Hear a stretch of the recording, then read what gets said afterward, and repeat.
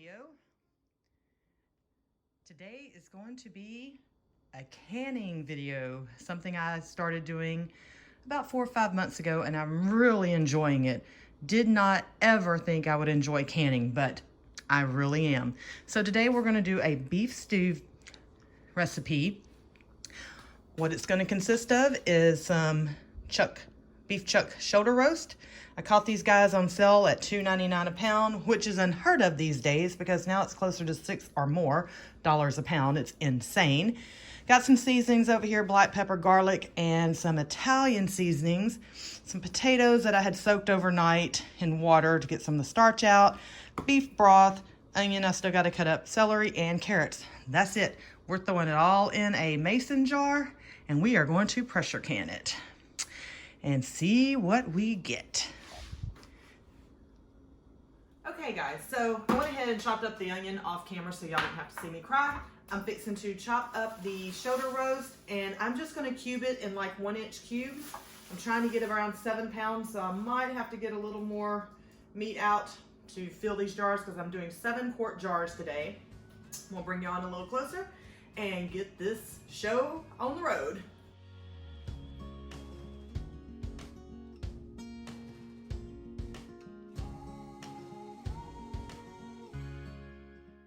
Okay guys, I'm gonna get my jars ready real quick before I start loading all these stuff up in my jars. I'm going to wash them with warm soapy water and get the lids in warm water.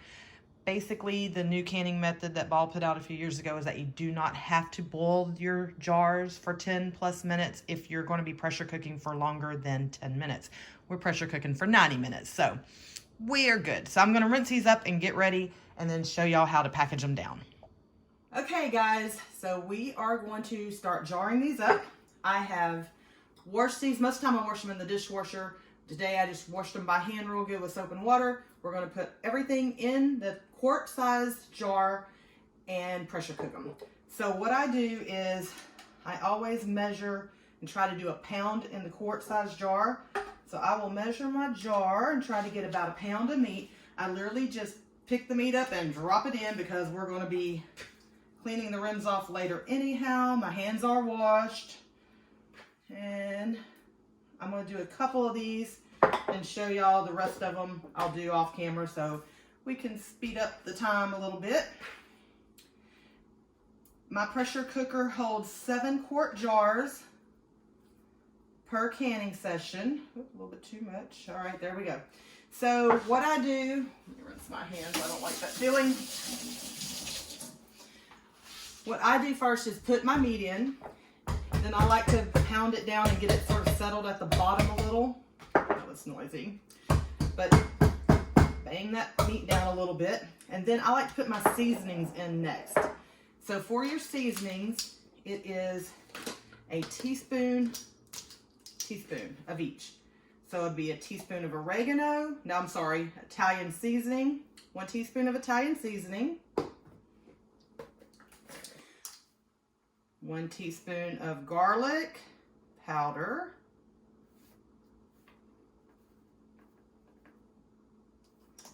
And 1 teaspoon of black pepper.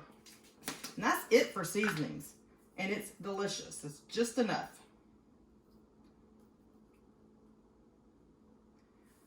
So that's all the seasonings that go in. Then next for your vegetables, you've got a 1/2 cup of everything but celery. So a 1/2 cup of potatoes, a 1/2 cup of onion, a 1/2 cup of carrots, and then a 1/4 cup of celery. So I just grab them up, scoop them in. I like to do my onions and celery a little more chunky, carrots too, because in the pressure cooking process it will sort of shrink a little, not much, but I like my chunky veggies. I push them down a little, add the 1/4 cup of celery on top. A couple more in there. Push them down a little. And now the next step is beef broth. You can use the organic out of the box. I just threw some bouillon cubes in here last night and mixed them up real good. And now we're going to use the beef broth. forgot my little handy dandy funnel here. I'm just going to pour the beef broth in on both.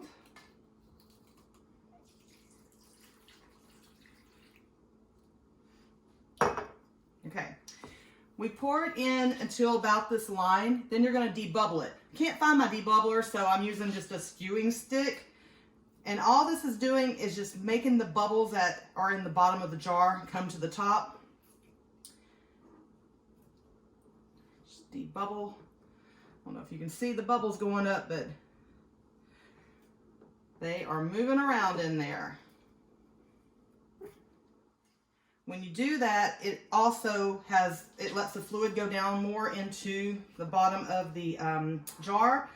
So we'll need to add more liquid because we want to keep it about 1 inch of a headspace, which is this outer band right here for the jar, the big bottom outer band. Uh-oh, I just skewed my onion.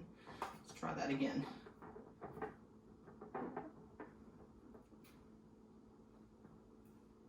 Okay. So we'll just add a little more broth to bring it back up to that 1 inch headspace on both. I want to add more bubbles. All right, then the next step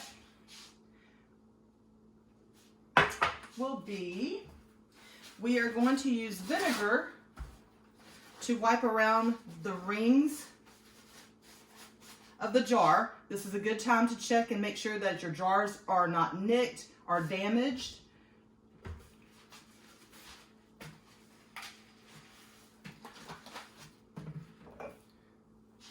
And I just take it and rub it around the top to make sure I get off any meat or fat or anything that might have been on the rim when I was packing all the food in.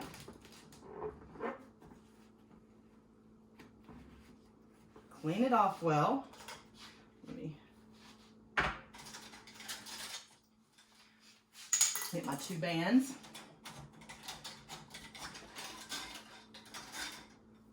And my 2 lids. Just place your lids on them. Put your band on. They say fingertip tight. I still have not mastered this yet. I slide it on till it fills, and then 1/4 of an inch turn till I feel that catch, and then turn it just a little bit more. After that, these jars go in the canner. And I will fill up the other, what I got left, 5, and then we'll come back.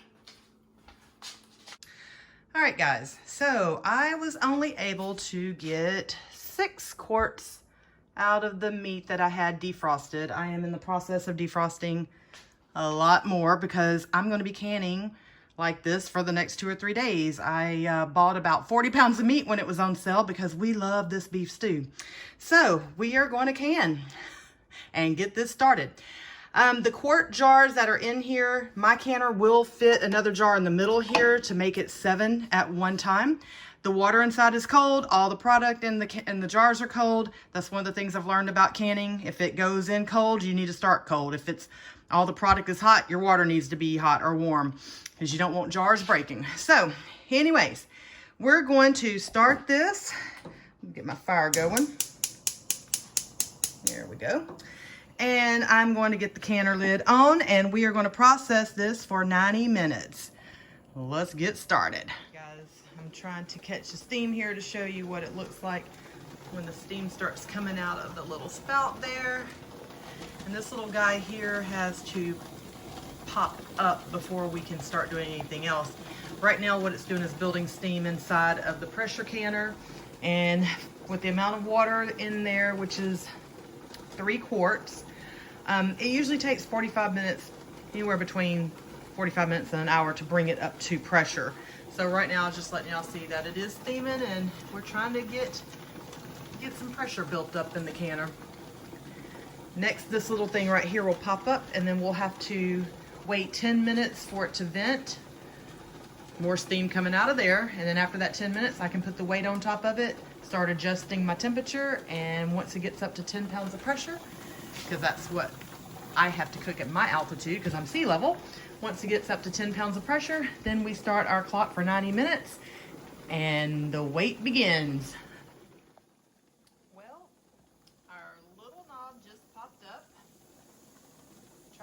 but I missed it. Anyways, just popped up. So now I'm gonna set a kitchen timer for 10 minutes. And we're gonna let this steam continue to blow out of there. Catch it. There it is. For 10 minutes. So let me turn the timer off first. Cancel that. All right, let me get the weight on there. Put that weight on, and now we get to watch. The pressure is gonna start building, and we need it to stop around 10. So how we do that is we have to adjust our heat to keep it at 10. So once it gets up to 10, I'll regulate the heat to keep it there, and then we start timing our canner for 90 minutes. This is the long process, the waiting. But hey, 6 meals done, and they're super easy to warm up and go. Beef stew in the wintertime, can't go wrong. All right guys, we finally got up to 10 pounds of pressure, so I am going to set the timer for 90 minutes. And we are going to cook this and keep watching the temperature to make sure it doesn't go too high. We want to stay between 10 and 11 pounds of pressure. We don't want to get too high, and we can't drop below 10. If we drop below 10, we have to start all over again. So we have to keep an eye on it pretty close from here on out. But 90 minutes, and then we will have 6 meals done. There we are. Time is up. Now we just let this come off to pressure naturally by itself. Takes about 30 minutes or so, then we can open it up and take our goodies out of the pot. All right guys, our timer's stopped. We have finally come down from pressure. I can take my little weight off and take the lid off. Look at that smoke. It's steaming. It's hot, hot, hot, hot, hot.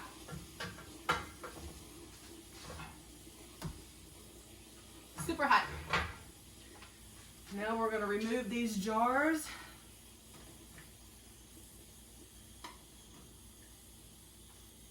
Y'all can see that. It's bubbling and boiling. Get my 6 jars out of here.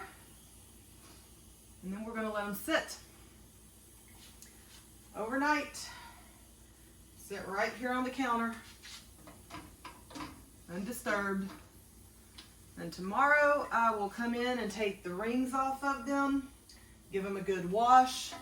I'll wash the jars because there's a little bit of siphoning going on inside, and the jars will be a little slippery or greasy. That smells so good. So I wash my jars up before I put them on the shelf.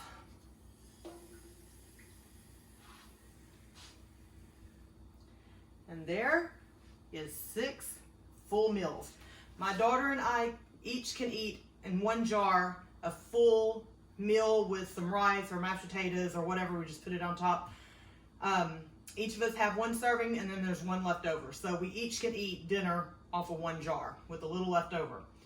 So it takes a few hours to do the whole thing from start to finish, but for 6 easy meals, it takes 5 minutes to warm up on the stove. I say it's a win-win. All right. That's it for this one. I'll leave the recipe down below and the instructions on what I do when I warm it up. And if you could just have smell-o-vision right now, it smells so good in here. Beef stew, beef stew. Gotta love it for the winter days. All right, I thank y'all for joining me, and I will see y'all soon. Bye.